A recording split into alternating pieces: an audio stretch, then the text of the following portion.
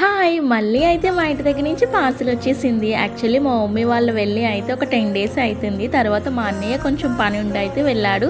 వస్తూ వస్తూ మొన్నే పంపించినా సరే మళ్ళీ పంపించేశారు. ఏంటనుకుంటున్నారా? నాకు ఎంతో ఇష్టమైన ఫిష్ పులుసు మాట. మా మమ్మీ చేసే ఫిష్ పులుసు అంటే నాకు చాలా ఇష్టము.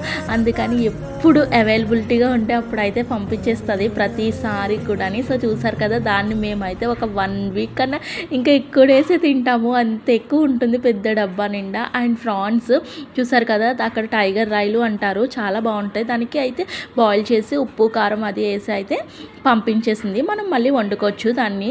అండ్ చూసారు కదా! స్వీట్స్ ఇవన్నీ కూడా ఎంత ప్రేమతో పంపారో అవి కూడా అంతే టేస్టీగా ఉంటాయి. నాకైతే మస్తు ఇష్టము మోతీచూర్ లడ్డు అంటే.